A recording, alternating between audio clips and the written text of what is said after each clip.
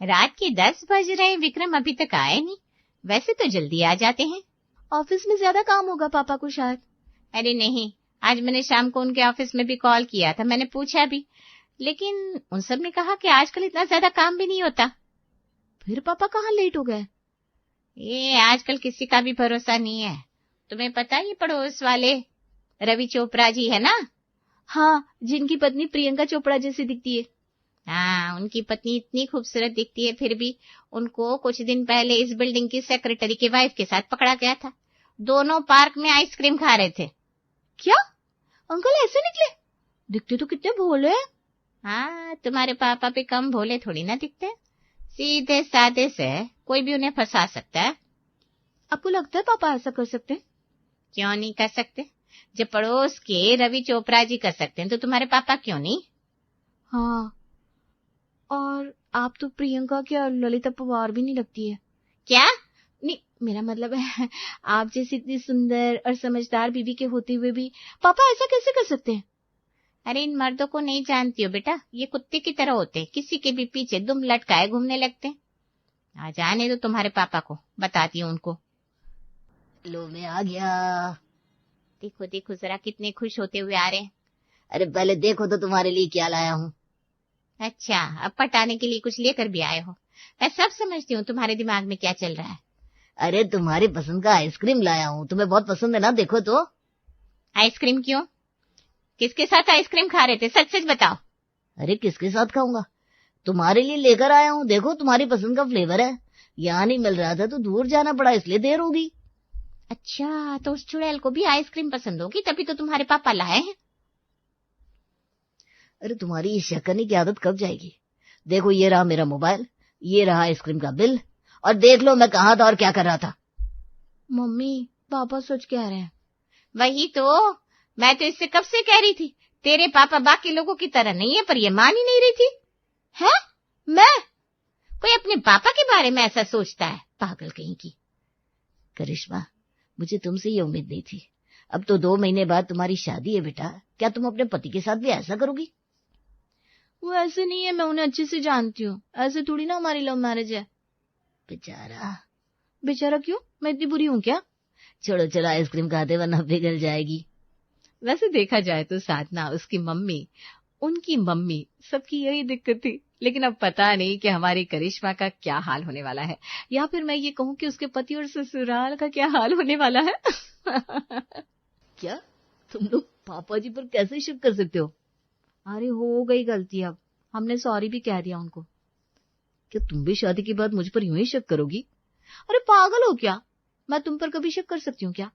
मुझे पता है तुम मुझसे कितना प्यार करती हो। बड़े कुची कुची कुची। मेरी बेबी कितनी क्यूट हो तुम। मुझे पता है तुम बाकी बेबियों की तरह कभी भी मुझ पर जासूसी नहीं करोगी, है ना? हाँ, और नहीं तो क्या।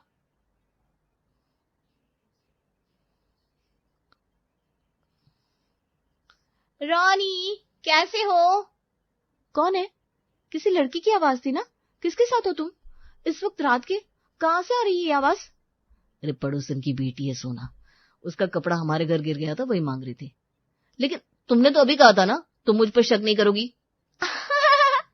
अरे शक थोड़ी ना कर रही हूँ, मजाक कर रही थी। रोनित और करिश्मा बचपन के साथी, जिनकी दोनों परिवारों की मर्जी से शादी हो गई। दोनों का बड़े ही धूमधाम से स्वागत भी किया गया उनके ससुराल में। अब तो मैं आजाद हो गई, मेरी दोनों बहुएं जो आ गई है इस घर में, अब ये दोनों मिलकर सब कुछ संभालेगी। हाँ माँ जी, अब हम जिठानी और देवरानी मिलकर सब कुछ संभालेंगे। चलो चलो, अब सब लोग बैठते हैं, नई दुल्हन अभी अभी आई है, उसके साथ थोड़ी बातें करते हैं। हाँ लेकिन वो तुम्हारी सहेलियां कहाँ गई? अभी अभी तो यहाँ थी। पता नहीं, शादी के वक्त तो यहीं थी, पता नहीं अभी कहाँ गई। दीदी, जीजा जी आपकी सहेलियों को क्यों ढूंढ रहे हैं? मैंने शादी में भी देखा था, उनका बड़ा ख्याल रख रहे थे, उनके लिए शरबत ला रहे थे। आप ना उन पर नजर रखिए, बड़ी फ्रेंडली हो रहे थे शादी में उनके साथ। अच्छा, मैं बाहर देख कर आऊं, कहीं वो तुम्हें तो नहीं ढूंढ रही? वो मुझे ढूंढे या नहीं, लेकिन आप उन्हें क्यों इतनी बेचैनी से ढूंढ रहे हैं? आपको बड़ा लगाव हो गया है मेरी सहेलियों से। अरे मुझे क्यों लगाव होने लगा उनसे? वो तो तुम्हारी सहेलियां है, तो बस उनका थोड़ा सा ख्याल रख रहा था। अब वो दिख रहा है आप उनका कितना ख्याल रख रहे हैं। बड़ी चिंता हो रही है उनकी, कहाँ गई, कैसे गई, कहीं ढूंढ तो नहीं रही? अरे भाई अचानक क्या हो गया तुम्हें? हम अभी अपने घर जा रहे हैं, मुझे आपसे कुछ बात करनी है, चलिए। अरे पता नहीं इसे क्या हो गया। ये भी अजीब है, अचानक से क्या हो गया। चलो कोई बात नहीं, हम सब भी सो जाते हैं, कल बहू की पहली रसोई है। जी माँ जी। करिश्मा ने ज्योति को 2 लाइंस क्या कही, उसके और धीरज के बीच में आग सी लग गई। लेकिन क्या उसका ये शकी स्वभाव उसकी ससुराल पर भी यही प्रभाव डालेगा, ये तो देखना पड़ेगा। भाभी आज मेरी पहली रसोई है, आज क्या बनाना है आप बता दीजिए, मैं वही बना देती हूँ। हाँ, मीठे में मूंग दाल का हलवा बना दो और 2 सब्जियां बना देते हैं, एक पनीर की और एक दाल तड़का बना देते हैं, पवन जी को भी बड़ी पसंद है।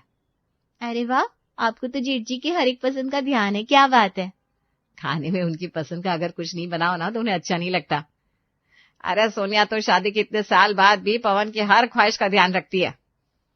हम तो लकी है भाई कि हमारी पत्नी जी इतनी प्यारी है। भैया फिर आपको तो पता ही होगा, भाभी को सबसे ज्यादा खाने में क्या पसंद है? अरे सोनिया को तो सब कुछ पसंद है। फिर भी कुछ तो होगा ना उनकी पसंद का जो उन्हें खाने में ज्यादा पसंद होगा। हाँ वो याद तो था हमको, पाव भाजी है ना। अरे सोनिया को पाव भाजी बिल्कुल पसंद नहीं है। अरे हाँ हाँ, अब पिज्जा पिज्जा पिज्जा पसंद है। मैं ब्रेड तो खाती नहीं पवन जी, आपको इतना भी नहीं पता? भैया आपको भाभी की पसंद नापसंद पता ही नहीं, ये कैसी बात हुई? उस दिन आप वो पड़ोस वाली नीलम से कह रहे थे आपको पता है उसे गोलगप्पे पसंद है। आपको उस नीलम का पता है कि उसे गोलगप्पे पसंद है, लेकिन मुझे क्या पसंद है ये भूल गए? अरे वो तो हमारे साथ बचपन से रहती थी तो हमें याद है कि उसे क्या पसंद है, बस इसलिए। ये बड़ी गलत बात है भैया, है ना भाभी? करिश्मा आज दाल तड़का नहीं बनेगा, आज खिचड़ी बना दो बस। क्या खिचड़ी? सत्यानाश, आज तो बस करिश्मा का पहला दिन था उसके ससुराल में कि उसने अपनी जिठानी को भी अपने जैसा ही बना दिया था। अब ससुराल में एक नहीं 2 शक्की बहुएं हो गई थी, जिनके लिए कोई छोटी चीज भी शक का कारण बन जा रही थी। करिश्मा, करिश्मा कहाँ हो? अरे यहाँ हूँ रसोई घर में। अच्छा तुम यहाँ हो, ये लो देखो मैं तुम्हारे लिए क्या लाया हूँ, गजरे। वाह गजरे बड़े सुंदर है। अच्छे लगे ना तुम्हें? आओ मैं तुम्हें पहना देता हूँ। लीजिए। अरे वाह रोनित, आज से पहले तो तुम कभी गजरे लेकर नहीं आए, आज क्या बात है? बस ऐसे ही मन किया तो ले आया। मन किया या किसी को आज फूल देने गए थे? और तुम कब से गजरे पहनने आ गए हो? आज से पहले तो तुम कहते थे मुझे लड़कियों की बात कुछ समझ में नहीं आती। हाँ, आपने इतने परफेक्ट तरीके से गजरा लगा दिया, ऐसे कैसे? आपने इससे पहले किसी को गजरा पहनाया है क्या? अरे मैं क्यों पहनाऊंगा किसी को गजरा? फिर आप घबरा क्यों रहे? आपको पसीना क्यों आ रहा है? इसका मतलब आप झूठ बोल रहे हैं ना? आपने इससे पहले किसी को गजरे दिए हैं, है ना? अरे आप दोनों मुझ पर ऐसे चढ़ाई क्यों कर रही है जैसे मैं कह दी हूँ? क्या हो गया आप दोनों को? डरता वही है जो झूठ बोल रहा होता है। तेवर जी। अरे भाई मैं जा रहा हूँ। भाभी आजकल मुझे यही लग रहा है कि मुझसे झूठ बोलते हैं, कोई बात छुपा रहे हैं। अरे सारे मर्द एक जैसी होते करिश्मा। आपने सही कहा, मुझे लगता है हमें इन पर नजर रखनी होगी। एक दूसरे के साथ रहकर सोनिया और करिश्मा दोनों एक दूसरे के रंग में रंग गई थी। पहले तो वो बस शक ही करती थी, लेकिन अब तो वो जासूसी भी करने लगी थी अपने पतियों की। आपकी शर्ट में परफ्यूम की खुशबू क्यों आ रही है? अरे ऑफिस में इतने लोग काम करते हैं, इतने लोग परफ्यूम लगाते हैं, अब उनके साथ उठना बैठना होता है तो मेरे शर्ट में से भी खुशबू तो आएगी। अच्छा, कौन सी लड़कियों के साथ उठना बैठना है आपका, जरा मुझे भी बताओ। लड़कियां? कौन सी लड़कियां? अच्छा, फिर खांसे क्यों? अरे ऑफिस में लड़कियां भी काम करती हैं, लेकिन मेरा उनसे इतना बात करना नहीं होता। फिर आपकी शर्ट में लड़कियों की परफ्यूम की खुशबू कैसे आ रही है? अरे आजकल लड़के भी इसी तरह के परफ्यूम लगाते हैं। तुम बेवजह के सवाल पूछ रही हो कब से? हाँ, अब आपके पास जवाब नहीं है तो यही कहेंगे ना आप कि मैं बेवजह के सवाल कर रही हूँ। अरे पर मेरे पास सच में कोई जवाब नहीं है, जा रहा हूं मैं। हाँ, जब जवाब नहीं होता ना तो भागना शुरू कर देते हैं ये मर्द, लेकिन मैं इनका पीछा ऐसा नहीं छोड़ूंगी। आपका फोन देना जरा। क्यों, कुछ काम है क्या? आप क्यों ऐसे पूछ रहे हैं? इसका मतलब तो ये हुआ ना कि आप मुझे अपना फोन देना नहीं चाहते। अरे मैंने कब कहा कि मुझे फोन नहीं देना है, लेकिन मैं बस इतना पूछ रहा हूँ कि क्या काम है मेरे फोन में, क्यों मांग रही हो? इसका मतलब आपको डर लग रहा है कि कहीं मैं आपके फोन में कुछ देख ना लूं, है ना? बताइए किसे छुपा रहे हैं आप? अरे मैं किसे छुपाऊंगा, क्या बोल रही हो तुम? सब समझती हूँ। अब हमारी शादी हो गई है ना, तो आपको मुझ में कोई इंटरेस्ट नहीं है। अरे ऐसा सब दिमाग में क्यों डाला हुआ है तुमने करिश्मा? ऐसा कुछ भी नहीं है। ये लो फोन, ये लो पासवर्ड, ये लो बैंक डिटेल्स, ये लो मेरी इंश्योरेंस पॉलिसी का नंबर, और ये लो मेरा आधार कार्ड, सब देख लो, जो चाहे देख लो, रखो। लेकिन आपने ड्राइविंग लाइसेंस नहीं दिया, इसका मतलब आप मुझसे कुछ छुपा रहे हैं। हे भगवान, कहाँ है तू? उठा ले मुझे, उठा ले। सोनिया और करिश्मा ने मिलकर सबका जीना बेहाल कर रखा था, और अब उनकी जासूसी केवल अपने पतियों तक नहीं, लेकिन सास ससुर जी पर भी शुरू हो चुकी थी। अरे मैं जरा आती हूँ ये पड़ोस वाले पांडे जी के पास होकर। आप कल भी तो वहां गई थी ना माँ जी? हाँ, आजकल हम सब साथ में ही बैठते हैं, वो रिटायर हो गया ना। अच्छा, पांडे जी रिटायर हो गए हैं, इसका मतलब अब वो पूरा दिन घर में ही रहते होंगे। हाँ, घर में ही होता है। आती हूँ मैं उनके यहाँ से होकर। जी। भाभी, आपको क्या लगता है माँ जी बार बार पांडे जी के यहाँ क्यों जा रही हैं? हाँ, पापा जी अभी आजकल बार बार गार्डन क्यों जाने लगे हैं? इस उम्र में ये सब क्या कर रहे हैं लोग? अगर ये लोग ऐसा करेंगे तो उनके बेटे तो इस रास्ते पर चलेंगे। क्यों ना हम इन पर नजर रखें कि ये लोग कहीं गलत रास्ते पर तो नहीं चल रहे। हाँ, ये काम भी हमें ही करना होगा, क्योंकि हम ही तो दोनों हैं जो इस घर को गलत रास्ते पर जाने से बचा सकते हैं। चलो माँ जी के पीछे चलते हैं। चलिए।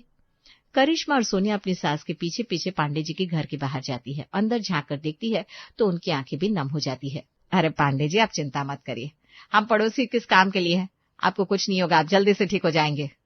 अब जैसे दोस्त और पड़ोसी हो तो हिम्मत बढ़ जाती है। आप सब रोज यहाँ आकर बैठते हैं, मेरी तबीयत ऐसे ही आप सबको देखकर खुश हो जाती है। जिंदगी में रिश्ते विश्वास और प्यार के दम पर ही चलते हैं। हम पड़ोसी हैं, दोस्त हैं, अगर हम एक दूसरे के काम नहीं आएंगे तो कौन आएगा? देखिए, हम सब आपके दोस्त यहाँ तो बैठे हैं। अगर यही बात आप मुझे 20 साल पहले कहती तो मैं आप पर भी शक करने लगता गीता जी, क्योंकि मैं भी शक्की स्वभाव का था। हर किसी पे शक करना, उन पर संदेह करना मेरी आदत बन गई थी। लेकिन जब आज आप सब मेरे दोस्त बनकर यहाँ बैठे हैं तो मुझे एहसास हो रहा है कि रिश्ते शक से नहीं बल्कि विश्वास पर टिके होते हैं। अपनी सास और पांडे जी की बात सुनकर सोनिया और करिश्मा को अपनी गलती का एहसास हो गया था। उन्हें समझ में आ गया कि शक आपके रिश्तों को खोखला करता जाता है और विश्वास आपके रिश्तों को और मजबूत करता है। अरे ये बाल कहाँ से आ गया मेरी शर्ट पर? ये तो इतना बड़ा बाल है, आपको नहीं लगता भैया? अरे मैं सच कह रहा हूँ, ये बाल। अरे आ गया होगा कहीं से उड़कर, कोई बात नहीं, लाइए मैं आपकी शर्ट धो देती हूँ। चलिए आइए सब लोग मिलकर खाना खाते हैं। वाह, लगता है भगवान ने हमारी सुन ली भैया। ला ला ला ला, आज मौसम बड़ा बेईमान है बड़ा। क्या जी, आजकल मैं देख रही हूँ आप बड़े ही खुश मिजाज रहते हो। अरे अब मैं क्या खुश भी ना रहूं, अच्छे लोग मिल जाते हैं तो मन भी बड़ा खुश हो जाता है। हाँ, मुझे लगा ही था कि आप किसी से मिलकर आ रहे हो। बताइए कौन है? ये भगवान, बेटे निकले इस चक्कर से तो बाप फंस गया। चलो छोड़ो, खाने पर फोकस करो, ये तो चलता ही रहेगा। प्यार की कोई भाषा नहीं होती, ये लाइन तो आपने सुनी ही होगी, लेकिन देखना है तो देखिए। अयो अम्मा, लगता नहीं मेरी शादी होगा, मेरे को लड़का नहीं मिलता। कितने साल से दिल्ली में रह रहे हैं, लेकिन तेरे अंदर का मद्रासी जाता ही नहीं है। अरे जरूरी नहीं कि मद्रासी में ही शादी करे, देख ले कोई दिल्ली वाला मिल जाए। अयो अम्मा, क्या बोलता? ना जी ना ना ना, चलो अब डोसा दे दो। ललिता शादी के लिए किसी मद्रासी लड़के को ढूंढ रही थी, लेकिन उसे वो नहीं मिल रहा था।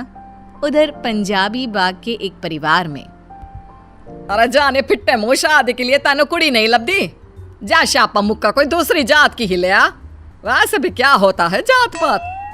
अरे क्यों नहीं होता, मैं मांग रहा हूँ आम, पकड़ा कर निकल जाए अंगूर। ना बाबा ना, शादी होगी तो अपना पंजाबी विच।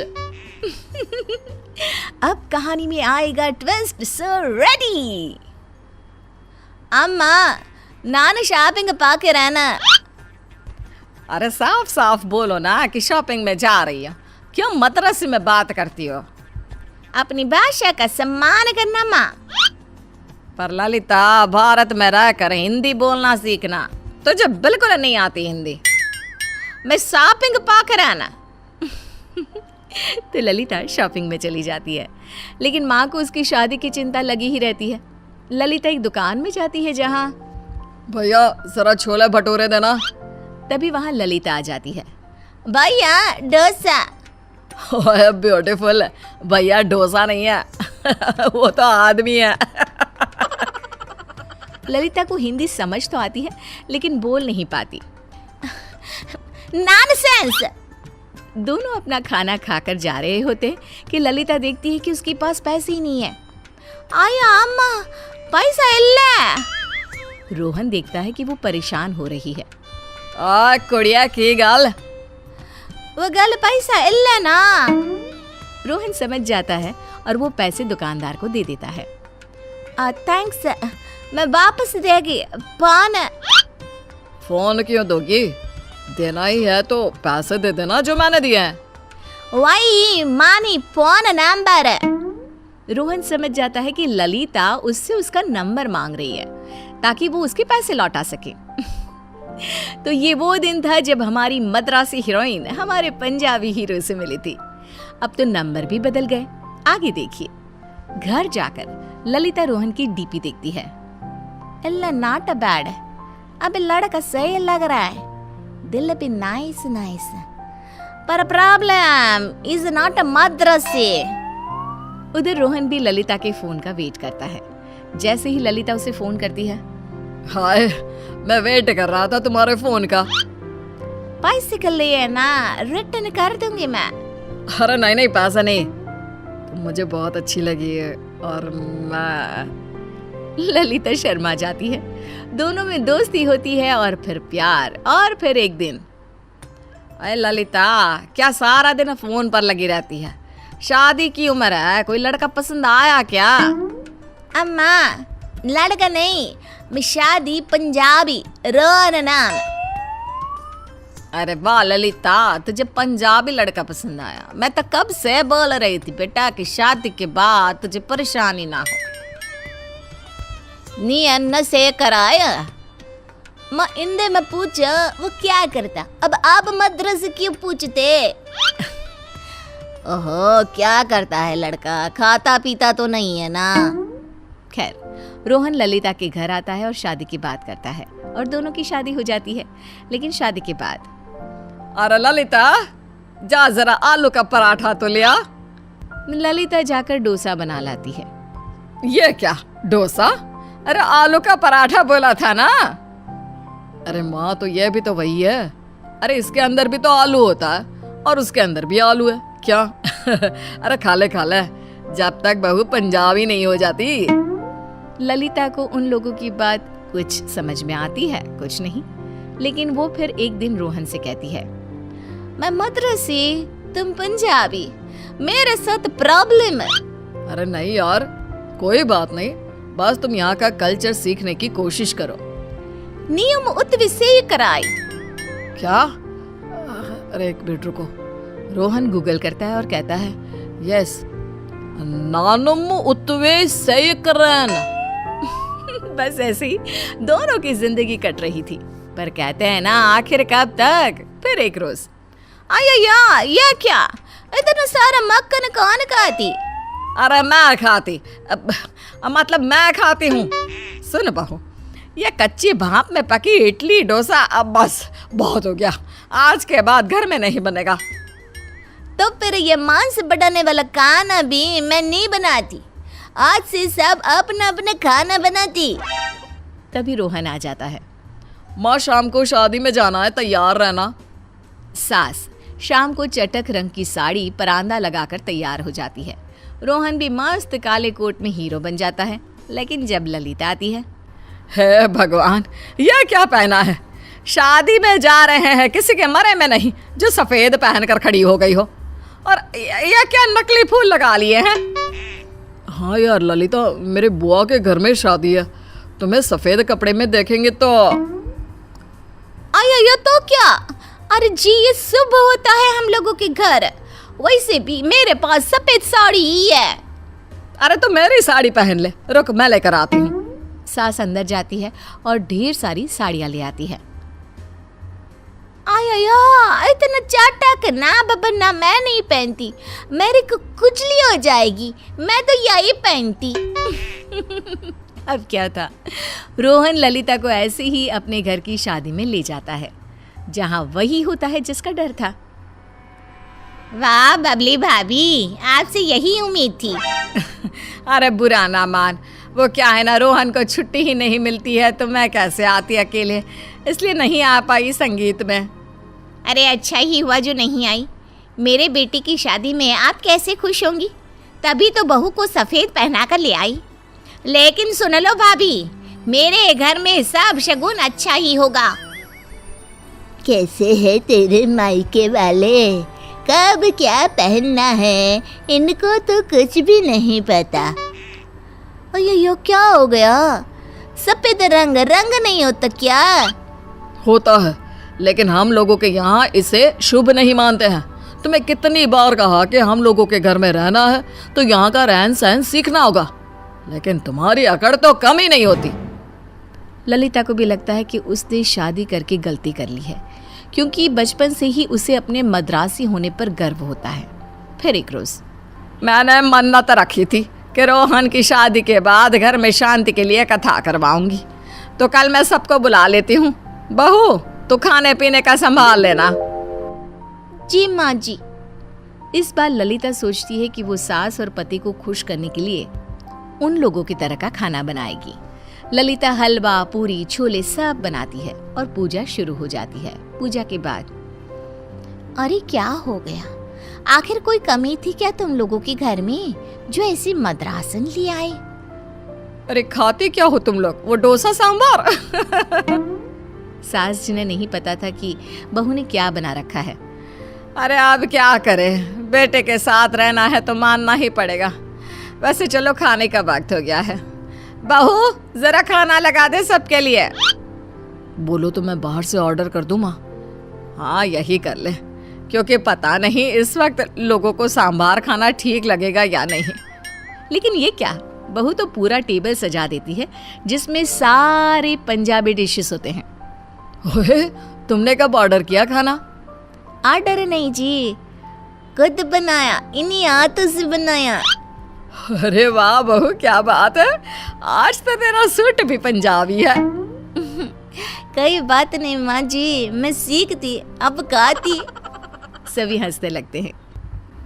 अरे क्या खाती क्या सीखती, ये क्या हो रहा है, इसे तो हिंदी भी नहीं आती। ये तो मुझे पता था, लेकिन यह नहीं पता था कि शादी के बाद इतनी मुश्किलें आएंगी। रोहन अफसोस करता है, जिसे देखकर ललिता निराश हो जाती है। वो अपने कमरे में चली जाती है। सभी खाना खा रहे होते हैं। वाह, ऐसे चने तो मैंने पंजाब में भी नहीं खाए। वाह जी वाह, क्या भिंडी बनाई है बहू ने? हाँ पहली बार बनाई है, लेकिन सच्ची बहुत स्वाद है। सभी को खाना बहुत पसंद आता है, लेकिन ललिता वो बेचारी नाराज होकर कमरे में बैठी होती है। सभी चले जाते हैं। अगले रोज ललिता की माँ आती है। बहन जी, आप लोगों को न्योता देने आई हूँ। वो क्या है ना, हम लोगों में रिवाज है कि बेटी की शादी के बाद वो मायके आती है, जहाँ सारे रिश्तेदार उसे मिलते हैं। बेटी को बोलिएगा थोड़ा मद्रासी लुक में आए, धोती कुर्ता पहनकर। ये लीजिए दामाद जी के लिए कपड़े। हाँ हाँ क्यों नहीं, यही करना रह गया है। वैसे मैं बोल दूंगी रोहन को क्या कोई रिवाज है और आप लोगों को बुलाया है। अगले रोज ललिता, उसका पति और सास ललिता के घर जाते हैं, जहाँ सारे मद्रासी बैठे होते हैं। ललिता का पति धोती नहीं पहनता, वो सूट पहनता है। आइए बेटा, मैं आपकी मम्मी को आपके कपड़े देकर आई थी। माँ वो नहीं पहनती, बोलता गंदा। धोते गंदा? कैसा दामाद जी आपका गंदा? क्या यहाँ मुझे बेइज्जती करने के लिए बुलाया है? अरे धोती क्यों पहने मेरा बेटा? अच्छा खासा जवान है, और ये क्या तुम लोग भी मनहूस की तरह सफेद कपड़े पहने हुए हो। ललिता को सास और रोहन की बात पर गुस्सा आ जाता है। वहीं उन लोगों की बात सुनकर सारे रिश्तेदार बिना रिवाज पूरा किए चले जाते हैं।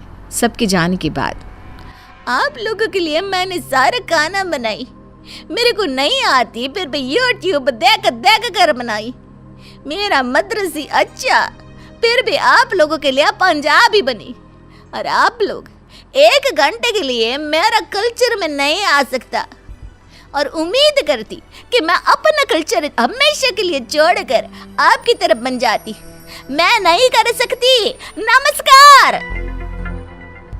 मेरी बेटी को मद्रासी कल्चर अच्छा लगता था, लेकिन आपके बेटे के लिए उसने वो सब किया। लेकिन आप लोग, चलिए अब हम अपनी बेटी को नहीं भेजेंगे। रोहन और उसकी माँ को अपनी गलती का एहसास होता है और वो माफी मांग लेते हैं। माँ, सबको बुलाओ। और कहाँ है वो धोती कुर्ता? मैं मेरी ललिता के लिए कुछ भी बनने को तैयार हूँ। अरे सुमन, कैसी है भाई? हमने तो सुना है तू और तेरी सासू माँ मेरी सास मेरी माँ कैंपेन की ब्रांड एम्बेसडर चुने गए हो। सच बात है क्या? हाँ यार, तुझे तो पता ही है कि मेरी सास कितनी अच्छी है। एक बार मैं अपनी सहेली की यहाँ किटी पार्टी में गई थी। बस बातों ही बातों में वहाँ सास बहू का टॉपिक निकल आया और मैं सबको अपनी सास के बारे में बताने लगी। मेरी बातें सुनकर वहाँ पर आई हुई फैमिली काउंसिल डिपार्टमेंट की हेड बहुत प्रभावित हो गई। कहने लगी, आजकल परिवारों में ज़्यादातर विवाद का कारण सास बहू के संबंधों में खटास होना ही है, जिसकी वजह से घर टूट रहे हैं। अगर सबकी सोच आपके जैसी हो जाए तो कितना अच्छा हो। बस उन्होंने शहर में मेरी सास मेरी माँ कैंपेन चला दिया और हम दोनों सास बहू को इसका ब्रांड एम्बेसडर भी बना दिया। अरे वो सब तो सही है, लेकिन एक बार आजमा कर देख तो ले। तेरी सास सच में तुझे प्यार करती है या ये सब ड्रामेबाजी है? तू भी ना शिखा, बेकार की बातें करती है। अरे भाई, वो मेरी मम्मी जी हैं, मैं उन्हें अच्छे से जानती हूँ। वो मुझसे बहुत प्यार करती हैं। अपनी फ्रेंड मोना याद है तुझे? वो भी ना सबके सामने अपनी सास की तारीफ़ करती नहीं थकती थी। एक दिन उसने अपनी सास के फ़ोन में कॉल रिकॉर्डर खोल कर देख लिया। अरे अपनी सहेलियों से फ़ोन पर भर भर कर मोना की चुगलियाँ कर रखी थी उन्होंने। उस दिन मोना का घमंड ऐसा टूटा कि बेचारी आज तक सदमे में है। एक बात याद रखना सुमन, सास बस सास होती है, माँ नहीं। इसलिए सारी दुनिया को ये हैशटैग का पाठ पढ़ाने से पहले तू अपने घर में झांक कर देख ले, कहीं दाल में कुछ काला तो नहीं। यार, मैं तुझे अपने दिल की बात बताऊं, मुझे तो खुद यही लगता है कि कहीं माँ जी मुझे झूठा प्यार तो नहीं दिखाती। हो सकता है पीठ पीछे मेरी बुराइयाँ करती हो, लेकिन मेरी सारी प्लानिंग ना धरी रह जाती है, क्योंकि माँ जी मेरी पकड़ में कभी आती ही नहीं। इसलिए अब तो मैंने भी मान लिया है कि वो सच में इतनी ही अच्छी ही हैं। अरे सुमन, तू एकदम गाय है गाय। तुझे तो कोई भी 2 मीठी बातें करके अपने बस में कर ले।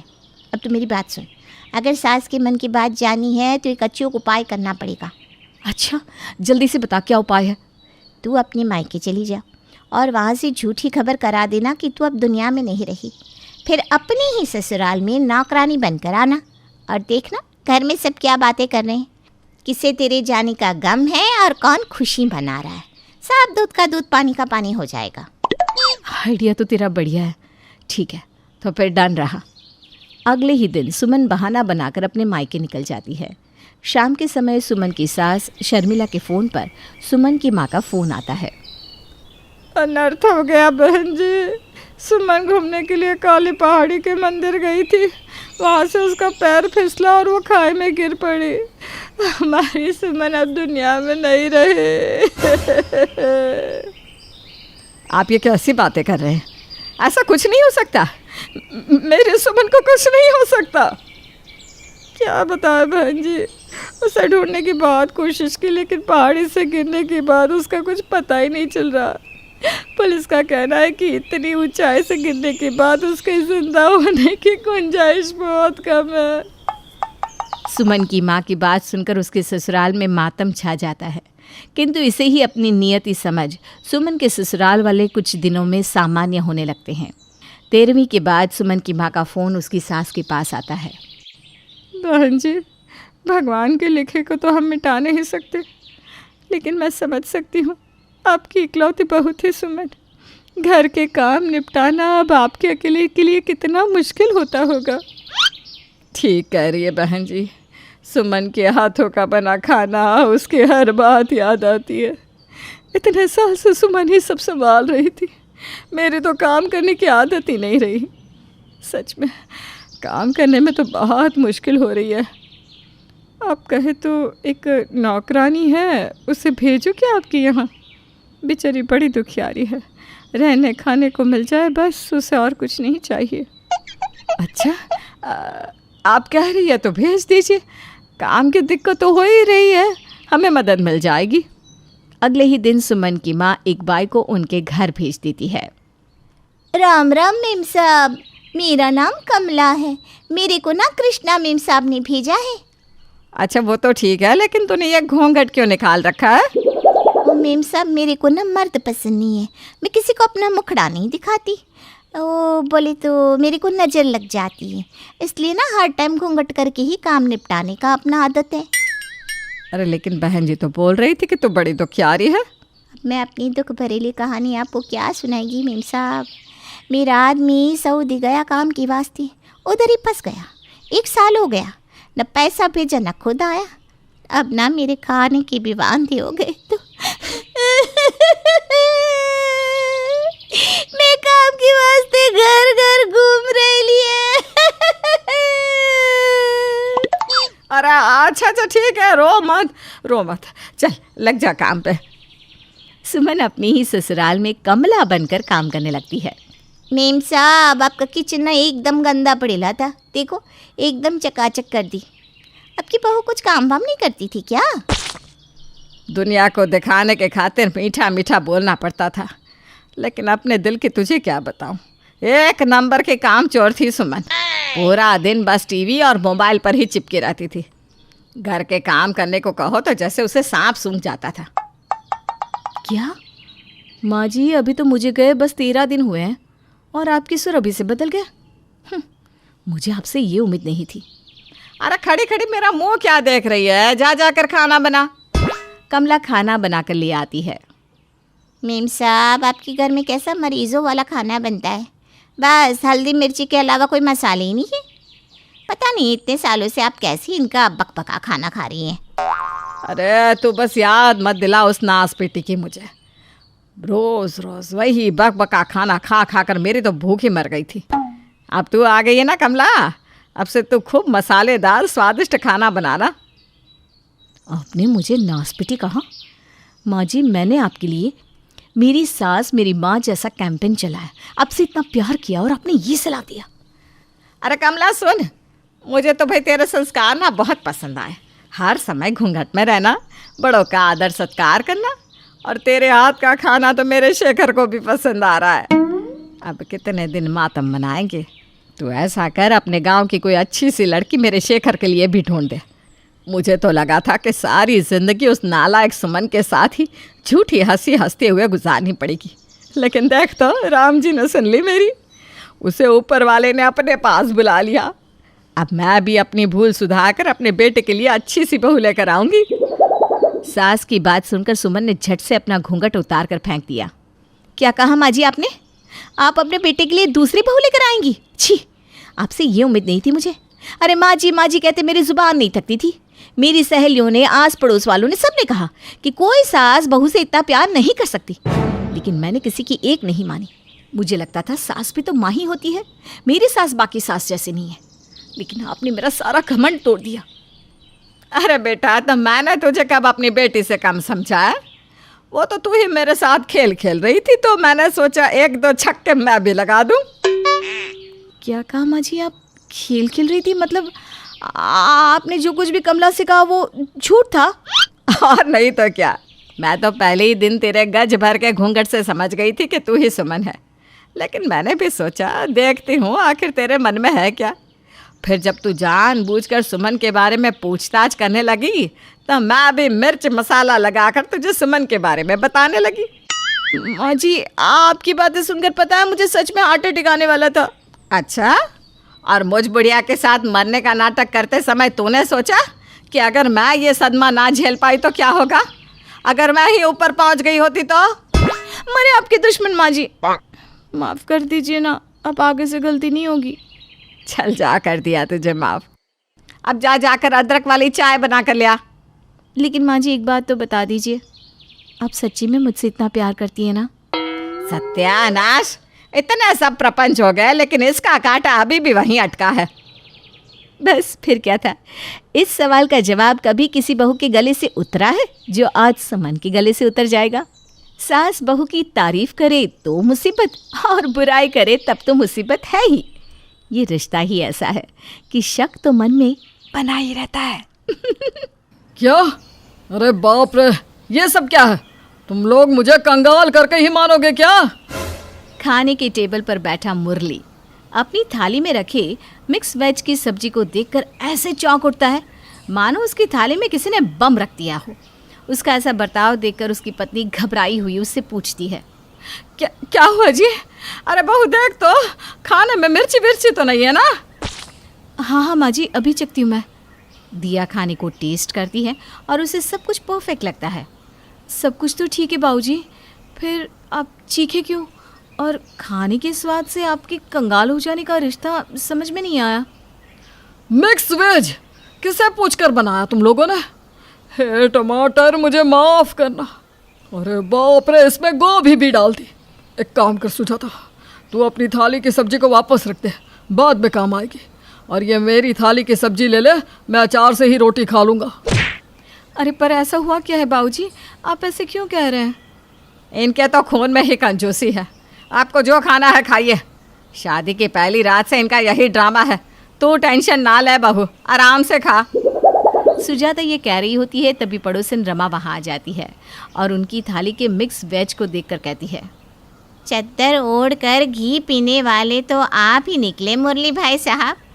यहाँ लोग एक सब्जी नहीं खा पा रहे और आप लोग मिक्स वेज खा रहे हैं। अरे तो इसमें क्या हो गया रमा बहन? बाहर मंडी में तो जाइए बहन जी, सोने से महंगी बिक रही है सब्जियाँ। 200 रुपये टमाटर, 400 रुपये मिर्ची, और गोभी तो ऐसे छिपके बैठी रहती है मानो हम चुरा ही लेंगे। 150 की इतनी सी गोभी।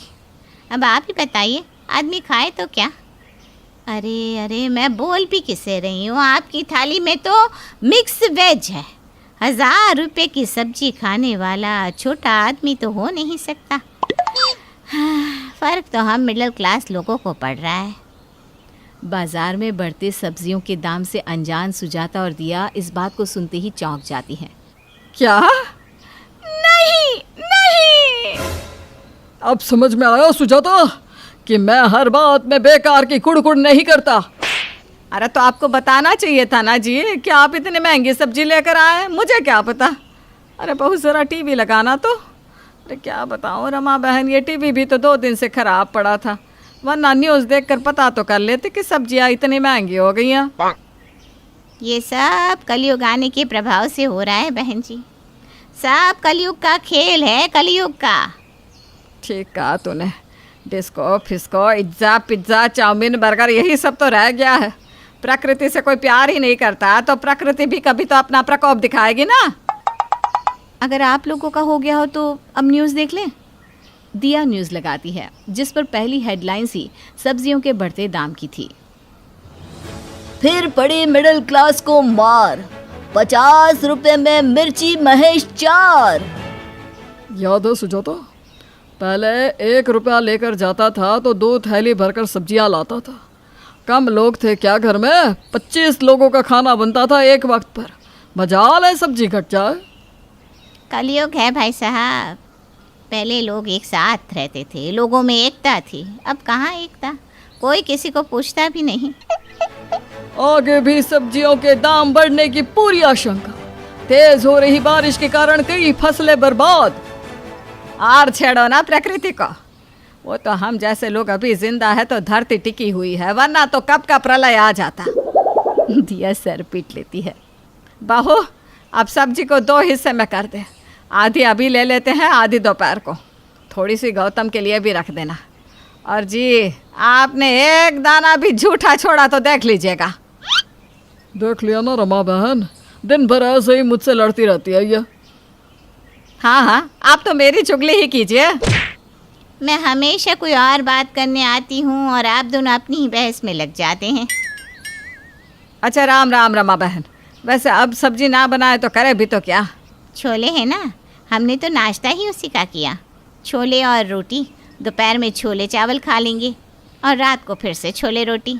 और अगर वैरायटी खाने का मन किया तो दाल की सब्जी बना लूँगी। हर चीज़ का इलाज रहता है आपके पास, मानना पड़ेगा। ठीक है फिर, अब से हमारे घर में भी या तो आलू बनेंगे या फिर छोले। रात को जब गौतम ऑफिस से लौटता है, पता चला कि नहीं बाबूजी, सब्जियां कितनी महंगी हो गई है। मेरे बॉस के 4 बंगलोज हैं, पर बताइए मेरी टिफ़िन की सब्जी खा गया और मुझे अपने छोले दे दिए। हद है, इतने पैसे हैं फिर भी इतनी कंजूसी। आज पूरे ऑफिस में सबके टिफ़िन में छोले ही थे। यहाँ भी छोले ही हैं गौतम साहब। मिडिल क्लास वालों की प्रॉब्लम और उनके उन प्रॉब्लम से निकलने की तरकीबें बड़ी ही दिलचस्प होती हैं। ऐसे ही बढ़ते सब्जियों के दाम का भी सभी ने समाधान निकाल लिया था। सभी के घरों में घूम फिर कर एक छोले की सब्जी ही बनी रहती थी। उसी बीच मोहल्ले की रेशमा सभी के घर मिठाई का डिब्बा लेकर पहुंचती है। अरे रेशमा, तू और ये मिठाई के डिब्बे के साथ कोई खुशखबरी जान पड़ती है? हाँ सुजाता, मेरे बेटे की कल एनिवर्सरी पार्टी है, तुम्हें पूरे परिवार के साथ आना है। हाँ, हम ज़रूर आएंगे। पार्टी का कार्ड आते ही मानो दिया के परिवार में खुशी की लहर दौड़ पड़ती है। अब जाकर खाना तो पाऊंगा। अरे सुजाता, बताओ ना क्या पहनूं, ये सूट पहनूं या फिर ये? अजी कल जाना है, आज नहीं, आप भी ना। जो हाल मुरली के घर का था वही मोहल्ले के बाकी घरों का भी था। सभी को बेसब्री से पार्टी में जाने का इंतजार था। अगली सुबह से ही मुरली जी तैयार होकर बैठ जाते हैं।